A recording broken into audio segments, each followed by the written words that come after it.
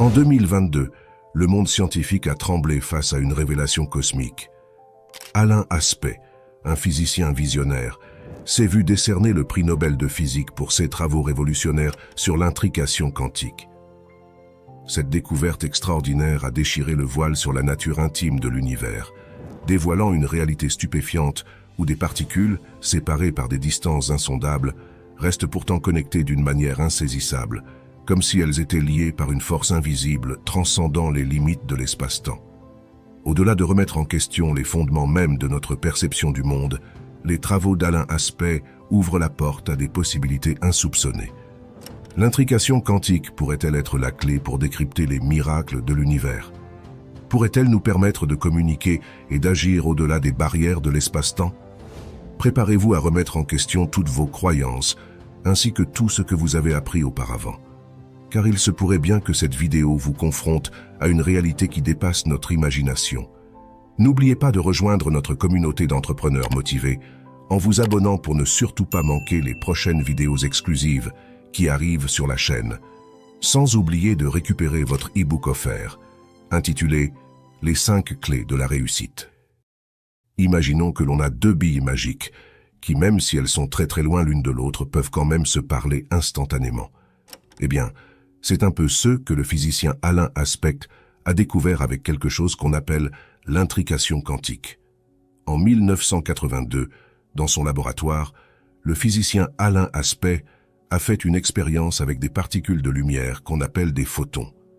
Il a utilisé une machine spéciale qui est appelée un convertisseur paramétrique descendant pour générer une paire de photons qui étaient liés ensemble par cette magie qu'on appelle l'intrication quantique. Cela veut dire que si l'on change quelque chose sur le premier photon, le deuxième photon va changer de la même manière immédiatement, peu importe la distance entre eux. Pour simplifier l'image, imaginons 2 photons comme des jumeaux liés par un lien invisible. Ce qui arrive à l'un affecte instantanément l'autre, peu importe la distance qui les sépare. C'est comme si les photons étaient des clones parfaits, partageant la même information en temps réel, défiant les notions d'espace et de temps. Par la suite, Alain Aspect a envoyé ces photons dans des directions opposées vers 2 machines différentes qui pouvaient mesurer une propriété des photons appelée la polarisation, afin d'observer dans quelle direction les photons oscillaient. C'est un peu comme si ces machines demandaient aux photons dans quelle direction ils dansaient. Ce qu'Alain Aspect a découvert, c'est que peu importe à quelle distance les photons étaient l'un de l'autre, ils répondaient toujours de manière coordonnée, comme s'ils savaient ce que l'autre faisait. C'est comme si, dès que l'on demandait à un photon de montrer sa danse, son ami, peu importe où il était dans l'univers, se mettait à danser pareil. Dans la suite de l'expérience, ce qu'Alain Aspect a remarqué, c'est que cette connexion entre les photons était beaucoup plus forte que ce que les règles normales de la physique pouvaient expliquer. Les résultats d'Alain ont donc confirmé les prédictions de la théorie quantique. Même quand les photons étaient séparés par une grande distance, leurs états étaient toujours liés de manière que rien dans la physique classique ne pouvait expliquer. Cela a également soutenu une partie très non intuitive de la mécanique quantique, qui indique que des particules peuvent être liées d'une manière qui dépasse les limites de l'espace et du temps, tel que nous le comprenons normalement. Mais d'ailleurs, qu'est-ce que la mécanique quantique? La mécanique quantique est une branche fondamentale de la physique qui étudie les particules à l'échelle la plus petite, comme les atomes et les particules subatomiques, telles que les électrons, les photons et les quarks. À cette échelle minuscule, les lois de la physique classique, celles qui décrivent le mouvement des voitures ou la trajectoire des planètes, ne s'appliquent plus. Au lieu de cela, le comportement des particules est régi par des règles qui peuvent sembler étranges et contre-intuitives. Mais pourquoi celles-ci nous semblent-elles contre-intuitives? Depuis notre naissance, une grande majorité d'entre nous avons acquis et construit nos idées de la réalité en fonction de la mécanique classique. Cette théorie est fondamentale pour comprendre le mouvement des objets à grande échelle, comme les balles, les planètes et les véhicules, dans des conditions quotidiennes. Elle repose sur plusieurs lois du mouvement et sur la loi universelle de la gravitation qui a révolutionné la manière dont nous comprenons l'univers. Les 3 lois du mouvement de Newton sont au cœur de cette théorie.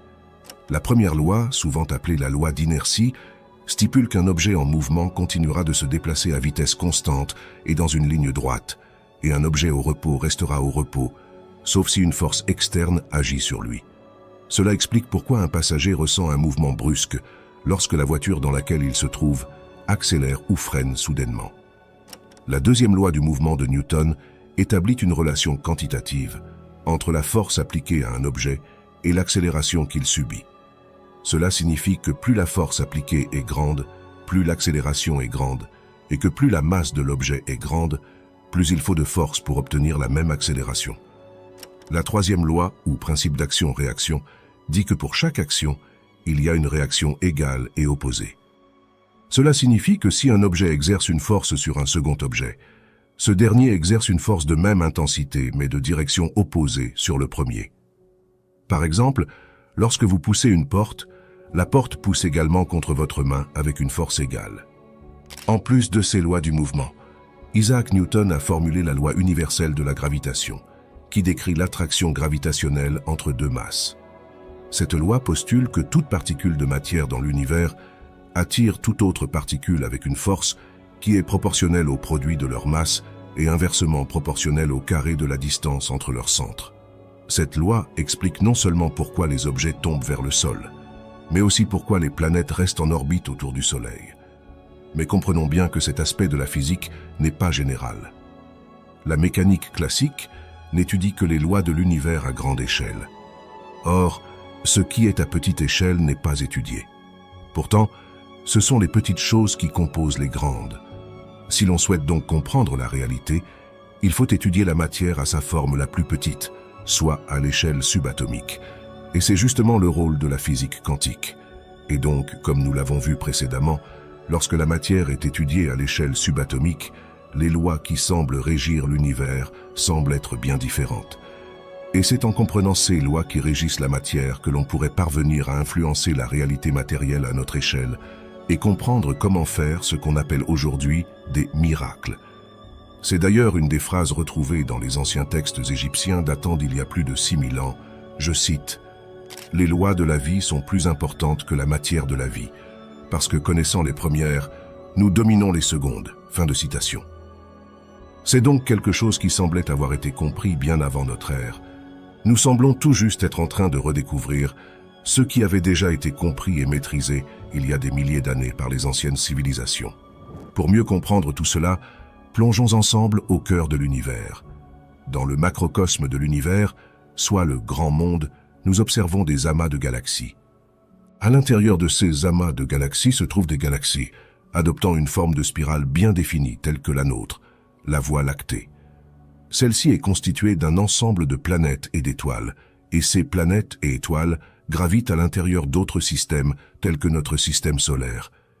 Parmi cet ensemble se trouve notre planète, la Terre. Sur la Terre, des milliers d'espèces vivent, y compris nous, les êtres humains, essayant de comprendre d'où l'on vient. Et c'est ce que nous faisons depuis des siècles, regardant vers le ciel, vers les étoiles. Mais si la réponse à cette question ne se trouvait pas dans le ciel, mais à l'intérieur de nous-mêmes, au cœur même de la matière. Plongeons donc au cœur du microcosme, soit le petit monde qui constitue le nôtre. Notre organisme, ou machine biologique, est à première échelle constitué d'un ensemble de systèmes cardiovasculaires qui, une fois assemblés, forment notre corps. Ce système cardiovasculaire est constitué d'organes tels que notre cœur, par exemple. Ces organes sont constitués de tissus, qui eux sont un ensemble de cellules, constituées elles-mêmes de substances chimiques, qui elles sont un assemblage de différentes molécules. Et enfin, nous arrivons au cœur de la matière, à la dernière composante, qui est l'atome, l'élément au cœur de la matière, qui constitue tout dans l'univers matériel. Dans les débuts, les atomes étaient scientifiquement vus comme possédant un noyau et des électrons gravitant autour, tout comme les planètes orbitent autour des étoiles de manière régulière et certaine. C'est-à-dire que l'on peut calculer et prédire leur trajectoire, on parle d'un domaine prévisible, soit la physique newtonienne qui est l'étude de la matière. Nous avons donc généralement en tête l'image d'un atome constitué d'un noyau, avec des électrons autour, tels des planètes autour d'une étoile. Dans les années 1920, un groupe de physiciens dont Niels Bohr, Werner Heisenberg et Max Born ont émis l'interprétation de Copenhague, en raison du fait qu'à l'échelle subatomique, les particules n'ont pas de trajectoire définie comme les planètes. Ils ont affirmé par la suite que la réalité quantique est fondamentalement probabiliste et que l'observateur joue un rôle crucial dans l'observation des résultats quantiques.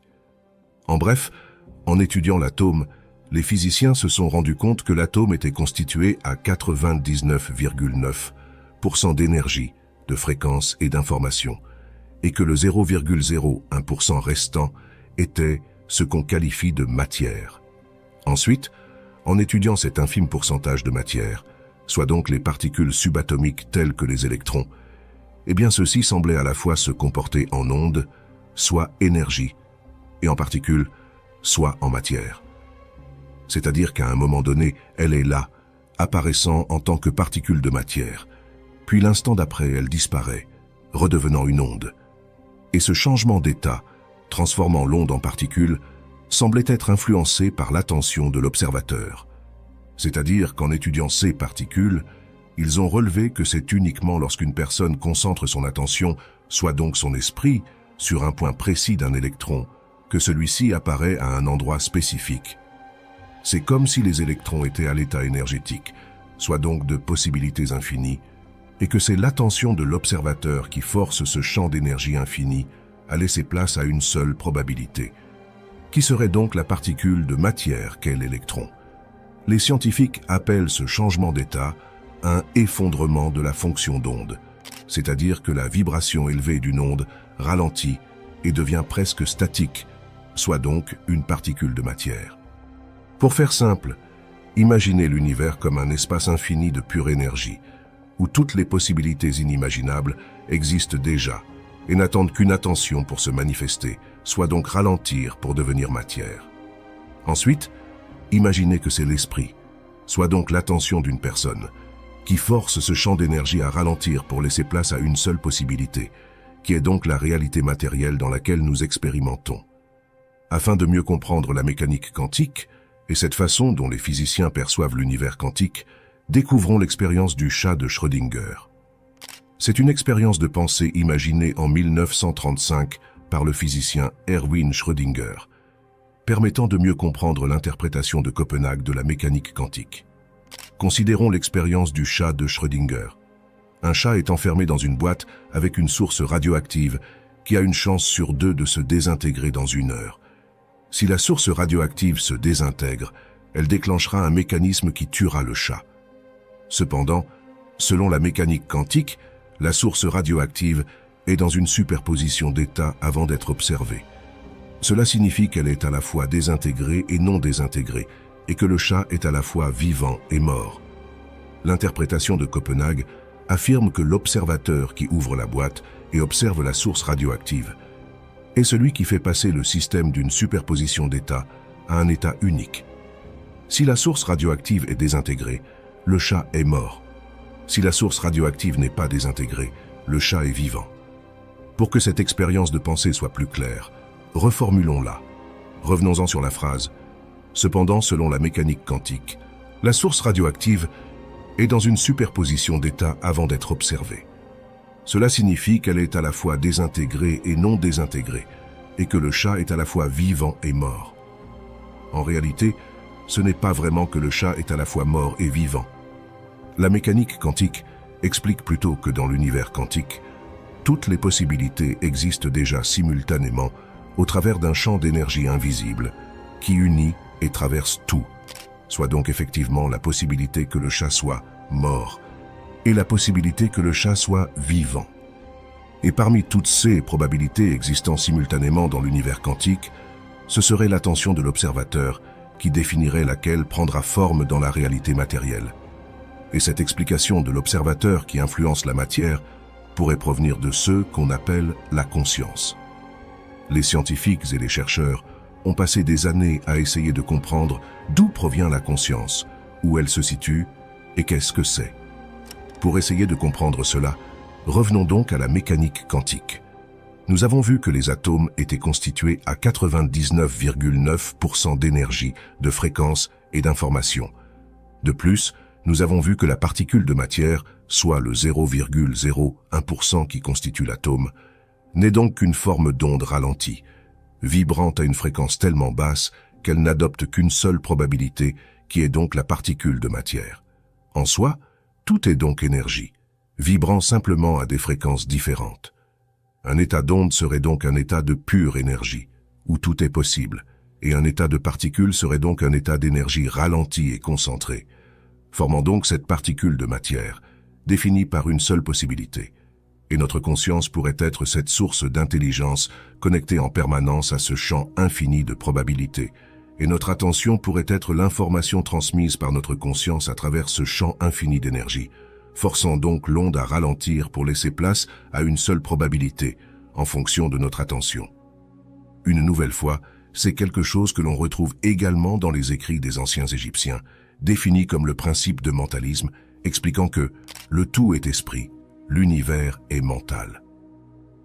C'est aussi ce que semblait avoir compris Nikola Tesla, ayant affirmé lors d'un de ses derniers interviews avec John Smith en 1899 que l'énergie est venue en premier, puis la matière.